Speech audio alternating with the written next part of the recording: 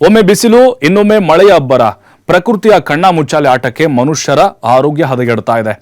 ಈ ನಡುವೆ ಹವಾಮಾನ ಇಲಾಖೆ 17 ರಾಜ್ಯಗಳಿಗೆ ಅಲರ್ಟ್ ಘೋಷಿಸಿ ಸದ್ಯಕ್ಕೆ ವರುಣ ಆರ್ಭಟ ನಿಲ್ಲಲ್ಲ ಅನ್ನೋ ಎಚ್ಚರಿಕೆ ಕೊಟ್ಟಿದೆ. ಇದಕ್ಕೆ ಸಂಬಂಧಪಟ್ಟಂತಹ ಒಂದು ರಿಪೋರ್ಟ್ ಇಲ್ಲಿದೆ ನೋಡಿ. ಸದ್ಯಕ್ಕೆ ನಿಲ್ಲಲ್ಲ ವರುಣನ ಆರ್ಭಟ, 17 ರಾಜ್ಯಗಳಿಗೆ ಅಲರ್ಟ್. ಒಂದು ಕಡೆ ಸುಡುವ ಬಿಸಿಲು, ಇನ್ನೊಂದು ಕಡೆ ದಿಢೀರನೆ ಸುರಿದ ಮಳೆ.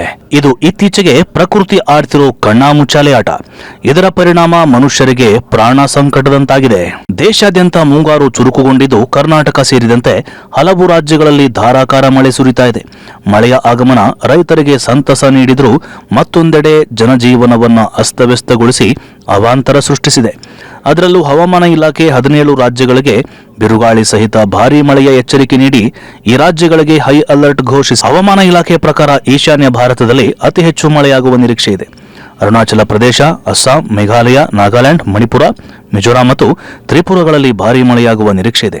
ಅರುಣಾಚಲ ಪ್ರದೇಶ, ಅಸ್ಸಾಂ ಮತ್ತು ಮೇಘಾಲಯ ಸೇರಿದಂತೆ ಹಲವಾರು ರಾಜ್ಯಗಳಿಗೆ ಹವಾಮಾನ ಇಲಾಖೆ ಭಾರೀ ಮಳೆಯ ಎಚ್ಚರಿಕೆ ನೀಡಿದೆ. ದಕ್ಷಿಣ ಭಾರತದಲ್ಲಿ ಕೇರಳ, ಕರ್ನಾಟಕ, ತಮಿಳುನಾಡು, ತೆಲಂಗಾಣ ಮತ್ತು ಆಂಧ್ರಪ್ರದೇಶದ ಹಲವು ಭಾಗಗಳಲ್ಲಿ ಮಳೆ ಮುಂದುವರಿಯಲಿದೆ.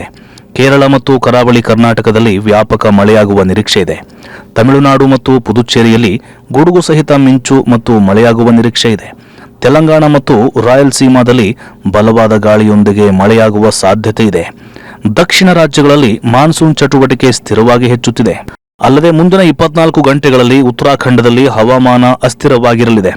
ಪರ್ವತ ಜಿಲ್ಲೆಗಳಲ್ಲಿ ಹಗುರದಿಂದ ಮಧ್ಯಮ ಮಳೆಯಾಗುವ ಸಾಧ್ಯತೆ ಇದೆ. ಹಲವೆಡೆ ಗುಡುಗು ಸಹಿತ ಮಳೆಯಾಗುವ ಸಾಧ್ಯತೆ ಇದೆ.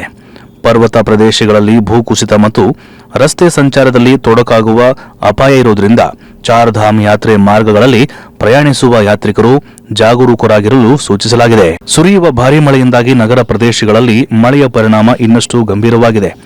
ರಸ್ತೆಗಳು ನೀರಿನಿಂದ ತುಂಬಿ ವಾಹನ ಸಂಚಾರಕ್ಕೆ ಅಡಚಣೆ ಉಂಟಾಗ್ತಾ ಇದೆ. ತಗ್ಗು ಪ್ರದೇಶಗಳ ಮನೆಗಳಿಗೆ ನೀರು ನುಗ್ಗಿ ನಿವಾಸಿಗಳು ಸಂಕಷ್ಟ ಅನುಭವಿಸ್ತಾ ಇದ್ದಾರೆ. ಚರಂಡಿಗಳು ತುಂಬಿ ಹರಿತಾ ಇರುವುದರಿಂದ ನೀರು ಸರಾಗವಾಗಿ ಹರಿಯದೆ ಹಲವು ಪ್ರದೇಶಗಳಲ್ಲಿ ಜಲಾವೃತ ಪರಿಸ್ಥಿತಿ ನಿರ್ಮಾಣವಾಗ್ತಾ ಇದೆ.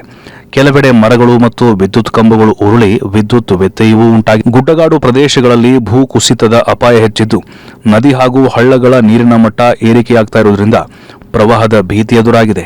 ಮೀನುಗಾರರು ಮತ್ತು ಸಮುದ್ರ ತೀರ ಪ್ರದೇಶದ ಜನರು ಎಚ್ಚರಿಕೆಯಿಂದ ಇರಬೇಕೆಂದು ಅಧಿಕಾರಿಗಳು ಸೂಚನೆ ನೀಡುತ್ತಾ ಇದ್ದಾರೆ. ಈ ಬಾರಿ ಮುಂಗಾರು ಶಾಂತವಾಗಿ ಅಲ್ಲದೆ ರೌದ್ರ ರೂಪ ತಾಳಿಕೊಂಡು ಪ್ರತ್ಯಕ್ಷವಾಗುತ್ತಿದೆ.